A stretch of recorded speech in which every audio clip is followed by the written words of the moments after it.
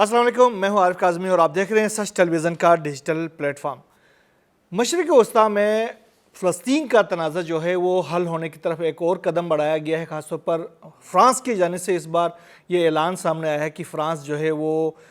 فلسطین کو بطور ریاست تسلیم کرنے جا رہے ہیں۔ اس حوالے سے فرانس کے جو صدر ہیں ایمانوئل میکرون، انہوں نے ایک خط لکھا ہے فلسطینی اتھارٹی کے صدر محمود عباس کو، اور اس میں انہوں نے کہا کہ وہ فلسطین کی ریاست کو ستمبر تک تسلیم کرنے جا رہے ہیں، اور ستمبر میں جب اقوام متحدہ کی جنرل اسمبلی کا اجلاس ہوگا تو اس اجلاس کے دوران انہوں نے کہا کہ وہ فلسطین کو بطور ریاست باقاعدہ تسلیم کرنے کا اعلان کریں گے۔ اس حوالے سے انہوں نے وہ خط بھی سوشل میڈیا پر جاری کر دیا ہے، اور اس کے ساتھ ساتھ انہوں نے کہا کہ فلسطین کو بطور ریاست وہ تسلیم کرنے جا رہے ہیں۔ اس کے لیے انہوں نے کچھ تجاویز بھی دی۔ انہوں نے کہا کہ فلسطین کے اندر جو اس وقت جو قتل و غارت گری ہے اس کو ختم ہونا چاہیے، جو تشدد کا سلسلہ ہے وہ ختم ہونا چاہیے، اور اس کے ساتھ ساتھ فلسطین کی جو مظلوم عوام ہے ان کے لیے وہاں پر خوراک کا پہنچ جانا بہت ضروری ہے، اور ساتھ ساتھ جو انہوں نے کہا کہ جو ایک ریاست کے اندر جو تشدد کا سلسلہ ہے اس کو ختم کرنے کا واحد ذریعہ یہ ہے کہ اس کے اندر موجود جو تنظیمیں ہیں ان کا خاتمہ کیا جائے اور وہاں پر امن قائم کیا جائے۔ یہ فرانس کے صدر میکرون نے محمود عباس کو لکھے گئے خط میں یہ اپنے خیالات کا اظہار کیا ہے۔ دوسری طرف امریکہ ہوں، اسرائیل ہوں اور دیگر کچھ ممالک ہیں، ان کی جانب سے فرانس کے اس فیصلے کو تنقید کا نشانہ بنایا گیا ہے۔ فرانس کے حوالے سے امریکی محکمہ خارجہ نے خاص طور پر مارکو روبیو جو کہ امریکہ کے وزیر خارجہ ہیں، انہوں نے کہا کہ ہم اس منصوبے کو، فرانس کے منصوبے کو مسترد کرتے ہیں۔ یہ لاپرواہی پر مبنی فیصلہ صرف حماس کے پروپیگنڈے کو تقویت پہنچائے گا، یہ مارکو روبیو کا کہنا ہے۔ اس کے ساتھ ساتھ انہوں نے کہا کہ فلسطینی ریاست اسرائیل کو ختم کرنے کے لیے لانچنگ پیڈ کے طور پر استعمال ہو سکتی ہے۔ اب پھر یہ واضح ہو گیا کہ امریکہ جو ہے وہ فلسطین کو بطور ریاست تسلیم کرنے کے لیے تیار نہیں ہے۔ جب یہ بات سامنے آتی ہے کہ اگر کوئی فلسطینی ریاست بن جاتی ہے تو وہ اسرائیل کے اوپر حملے کے لیے لانچنگ پیڈ ثابت ہو سکتی ہے، تو اس کا مطلب ہے امریکہ کے ایجنڈے پر کہیں بھی کوئی فلسطینی ریاست موجود نہیں ہے۔ تو اب مسلم جو کمیونٹی ہے، مسلم امہ ہے، جو اپنے آپ کو کہتی ہے مسلم امہ ہے، وہ متحد ہیں یا کوئی ان کے پاس کوئی غیرت کی جو رمق باقی ہے، تو ان کو سوچنا چاہیے کہ امریکہ کے ڈکشنری کے اندر فلسطینی ریاست نام کی کوئی چیز موجود نہیں ہے۔ اس حوالے سے جو گیدون سار ہے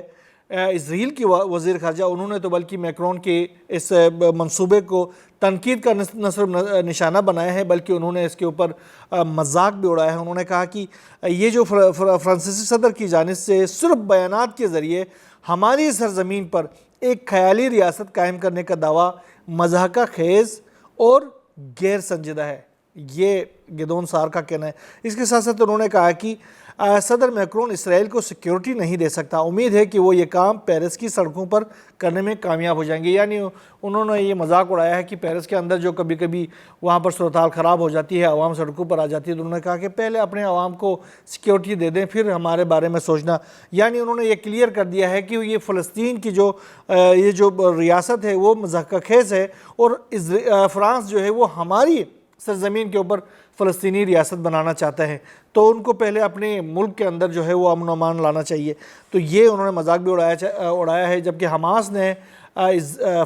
جو فرانس کے جو فیصلہ ہے اس کو درست سمت میں مثبت اقدام قرار دے دیا ہے۔ انہوں نے کہا کہ اقدام جو ہے مظلوم فلسطینی قوم کے ساتھ انصاف کی جانب ایک اہم قدم ہے۔ یہ حماس کی جانب سے اس کی تعریف بھی کی گئی ہے، اس کی توثیق بھی کی گئی ہے، اور اس کے ساتھ ساتھ اس کو قابل عمل منصوبہ اور درست سمت میں درست فیصلہ بھی قرار دے دیا گیا ہے۔ لیکن اسرائیل اس سے کہیں آگے بڑھنا چاہتا ہے۔ اس سے پہلے آپ نے سنی گیدون سار کی جو بیان ہے، امریکہ کا جو بیان ہے وہ بھی آپ نے سن لیا۔ اب امریکہ اور اسرائیل کی جو بیانات ہیں ان کو باقاعدہ لیجٹیمیٹ کرنے کے لیے اسرائیل نے ایک اور اقدام کیا ہے۔ وہ اقدام کیا ہے؟ وہ اقدام یہ ہے کہ جو غرب اردن کا جو علاقہ ہے اس کو باقاعدہ اسرائیلی ریاست کا حصہ بنانے کے لیے نیسٹ کے اندر ووٹنگ ہو گئی اور اس میں باقاعدہ منظوری دی گئی ہے۔ آپ اندازہ لگائیں غرب اردن کو بھی اسرائیل جو ہے وہ باقاعدہ طور پر اپنی ریاست کا حصہ بنانا چاہتا ہے۔ اس کے لیے باقاعدہ جو نیسٹ ہے، اسرائیل کے جو پارلیمنٹ ہے، وہاں سے بھی منظوری مل گئی ہے، اور یہ اقدام اب یہ واضح کرتا ہے کہ اسرائیل کی جو حکومت ہے وہ کبھی کسی سرحد پر راضی نہیں ہو سکتی، میں نے پہلے بھی کہا ہے۔ اچھا، غذائی قلت جو ہے فلسطین کے اندر وہ بہت تیزی کے ساتھ اس کے برے اثرات جو ہے وہ مرتب ہو رہے، خاص طور پر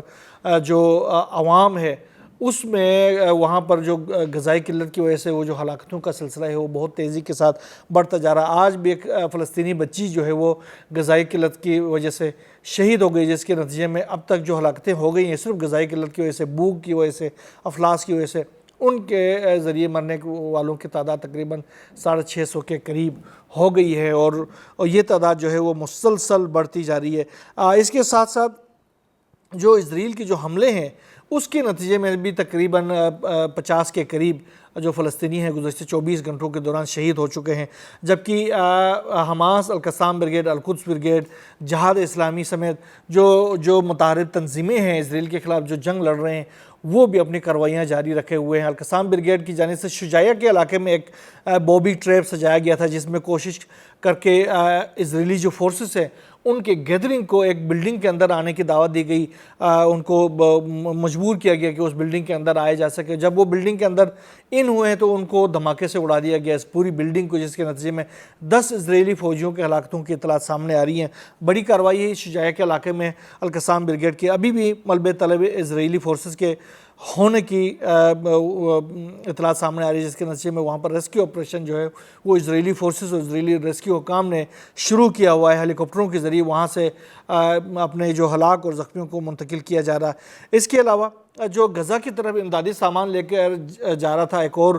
فریڈم فلوٹیلا حنظلہ کے نام سے، اس سے جو ان کے جو حنظلہ سے متعلق جو حکام تھے ان کا رابطہ منقطع ہو گیا ہے۔ اب یہ خدشہ ظاہر کیا جا رہا ہے کہ اسرائیل کی جانب سے اس فریڈم فلوٹیلا کے اوپر بھی حملہ کیا گیا ہے۔ یہ جو فریڈم فلوٹیلا ہے اس کو اسرائیلی ناکہ بندی توڑنے کے لیے بھیجا گیا تھا۔ اس سے پہلے یاد ہوگا جو میڈلین فریڈم فلوٹیلا تھا اس کے اوپر بھی اسرائیل نے حملہ کیا تھا، اور اس کے بعد اس کو قبضے میں لے کر اس کے جو جتنے بھی اس کے اندر موجود جو انسانی حقوق کے کارکن تھے ان کو گرفتار کیا تھا، بعد میں ان کو اپنے اپنے ملکوں میں واپس بھیج دیا گیا تھا، جس میں ایک 12 سالہ میرے خیال میں ایک بچی بھی شامل تھی۔ اب اسرائیل کے ڈرونز نے یہ اطلاعات آئی تھی کہ یہ حنظلہ جہاز کو گھیرے میں لے لیا تھا اور اس کے اوپر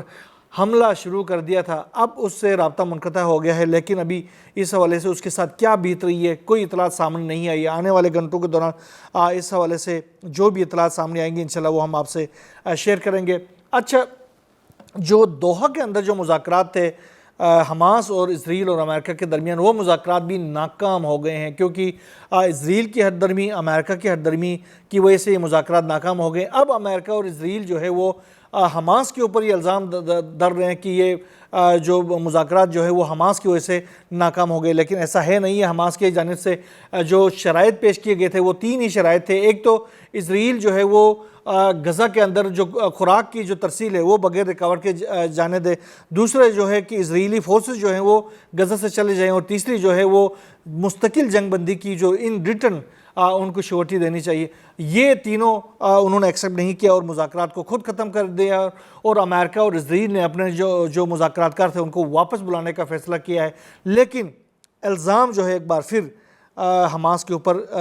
در دیا گیا ہے۔ اس حوالے سے جو نائب امریکی محکمہ خارجہ کے جو ترجمان ہے ٹمی پیگٹ، انہوں نے مذاکرات ناکام ہونے کا باقاعدہ اعتراف کیا۔ اسٹیو ویٹکوف نے کہا کہ ہمارے ثالثوں نے بہت کوشش کی، ہمیں حماس کی طرف سے نہ نیت نظر آئی اور نہ ہی سنجیدگی، اب ہم یرغمالیوں کی واپسی کے متبادل طریقوں پر غور کریں گے۔ اب متبادل طریقوں پر آپ کیسے غور کر سکتے ہیں؟ اسٹیو ویٹکوف وہ بدبخت انسان ہے جنہوں نے اس سے پہلے بھی ایران کو بھی مذاکرات میں پھنسا کر ایران کے اوپر حملہ کیا تھا۔ اب یہی حملہ ہی ہوگا،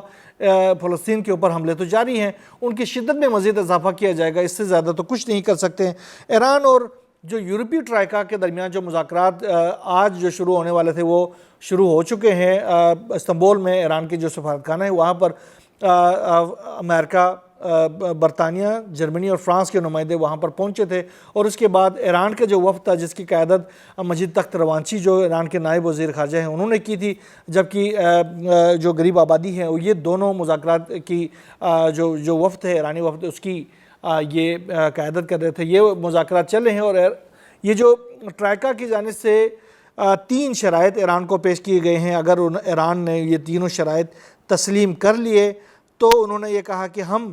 یہ جو اسٹیپ بیک میکنزم ہے اس کو 6 مہینے تک ہم اس کو پیچھے ڈال سکتے ہیں، مؤخر کر سکتے ہیں۔ یہ جو مذاکرات انہوں نے کہا کہ امریکہ کے ساتھ جوہری مذاکرات کی بحالی نمبر 1 یہ شرط رکھی ہے، اور دوسرا یہ ہے کہ بین الاقوامی ایٹمی توانائی ایجنسی کے ساتھ مکمل اور شفاف تعاون، اور تیسرا 400 کلو گرام جو اعلیٰ سطح پر جو افزودہ یورینیم ہے اس کی موجودہ پوزیشن، اس کے استعمال پر مکمل وضاحت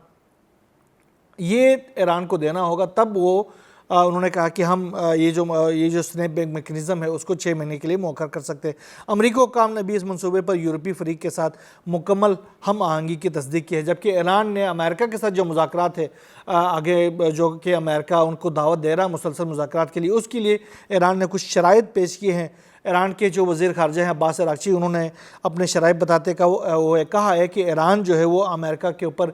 کسی قسم کا اعتماد نہیں رکھتا۔ اب مذاکرات اسی صورت میں ممکن ہے جب امریکہ ایران کا اعتماد بحال کرے۔ دوسرا انہوں نے یہ کہا کہ مذاکرات کو کسی خفیہ اور خطرناک ایجنڈے کا ذریعہ نہ بنایا جائے، اور تیسرا انہوں نے کہا کہ NPT کے تحت ایران کے حقوق بالخصوص یورینیم کی افزودگی کے حق کا احترام کیا جائے، ایران پر عائد تمام پابندیاں جو ہے وہ مکمل طور پر ختم کیے جائیں گے، تبھی ہی ایران جو ہے وہ براہ راست بھی امریکہ کے ساتھ مذاکرات کا سوچ سکتا ہے۔ اس کے ساتھ ساتھ اگر ہم مشرقی وسط سے باہر نکلے تو ایک بڑی ڈیولپمنٹ فارسٹ کے خطے کے اندر سامنے آ رہی ہے، جہاں پر تھائی لینڈ اور کمبوڈیا کے درمیان بڑی سخت قسم کی جنگ چھڑ گئی ہے، جس میں کچھ جو سرحدی ان کے جو تنازعات ہیں، جو کہ صدیوں پرانے تنازعات ہیں، جو کہ ان کی جو اس سے پہلے نوآبادیاتی طاقت تھی فرانس، اس نے اس مسئلے کو حل کرنے کی کوشش نہیں کی بلکہ اور بگاڑ دیا، جس کے نتیجے میں اب یہ دونوں ممالک مکمل طور پر امن کی طرف نہیں لوٹ پاتے، ان کے درمیان یہ تنازع جو ہے وہ وقتاً فوقتاً کھڑا ہوتا جا رہا ہے۔ ایک مندر ہے اور ساتھ ساتھ کچھ سرحدی علاقے ہیں جس کے اوپر تنازع ہے، جس کے نتیجے میں گزشتہ یعنی جمعرات کے روز کمبوڈیا اور تھائی لینڈ کے درمیان تصادم شروع ہو گیا، جس کے نتیجے میں تھائی لینڈ کے تقریباً 12 افراد جو ہیں وہ ہلاک ہو چکے تھے، جبکہ اس کے بعد تھائی لینڈ نے باقاعدہ اپنے F-16 طیاروں کے ذریعے حملہ کر دیا تھا کمبوڈیا کے اوپر۔ اب کمبوڈیا میں کتنے نقصانات ہو گئے ہیں اس کی تفصیلات سامنے نہیں آئے ہیں، کافی زیادہ وہاں پر بھی انسانی نقصانات ہو گئے ہیں، جبکہ تھائی لینڈ کی جو فورسز ہیں، گراؤنڈ فورسز نے بھی اندر انٹر ہو کر وہاں پر حملے کیے ہیں۔ اس حوالے سے دونوں ممالک جو ہیں وہ مذاکرات کے طور پر کہیں سامنے نہیں آئے ہیں، لیکن یہ ہے کہ بڑے پیمانے پر دونوں کے درمیان جھڑپیں جاری ہے۔ کمبوڈیا کی جانب سے جو حملے کیے جا رہے ہیں اس میں کہا جا رہا ہے کہ چائنیز جو اسلحہ ہے اس کا بدریک استعمال کیا جا رہا ہے تھائی لینڈ کے اوپر، جبکہ تھائی لینڈ جو ہے وہ امریکی اسلحے سے کمبوڈیا کے اوپر حملہ کر رہا ہے، یعنی یہاں پر بھی ورچولی جو جنگ ہے وہ امریکہ اور چائنیز جو ہتھیار ہے ان کی لڑائی جاری ہے۔ جیسے ہم نے دیکھا تھا کہ پاکستان اور بھارت کے درمیان جو جنگ ہوئی تھی اس میں ایک طرف چائنیز ہتھیار تھے، دوسری طرف امریکی اور اسرائیلی ہتھیاروں کی جنگ تھی، تو یہ جنگ بھی اسی طرح کی ایک بڑی جنگ ہونے جا رہی ہے۔ اگر اس جنگ کو بھی نہیں روکا گیا تو یہ فارس کا جو علاقہ ہے وہ بھی جنگ کے اندر آ گیا ہے۔ اس سے پہلے یوکرین اور رشیا کے درمیان جنگ جاری ہے، ایران اور اسرائیل اور امریکہ کے درمیان 12 روزہ جنگ ہو چکی ہے، پاکستان اور ایران جو انڈیا کے درمیان ایک جنگ ہو چکی ہے۔ یہ جو تمام تر یہ خطے ہیں وہ جنگ کے دہانے پر پہنچ ہی چکے ہیں۔ آنے والے دنوں میں لگ یہ رہا کہ اگر ان جنگوں کے پر قابو پانے کے لیے کوئی سنجیدہ کوشش نہیں کی گئی تو کسی بھی وقت تیسری جنگ عظیم چھڑ سکتی ہے۔ بہرحال دنیا بھر کی صورتحال کے اوپر ہماری نظریں ہیں، جو بھی نئی ڈیولپمنٹ سامنے آتی رہے گی انشاءاللہ ہم آپ سے شیئر کرتے رہیں گے۔ یہاں بس اتنا ہی، اللہ حافظ۔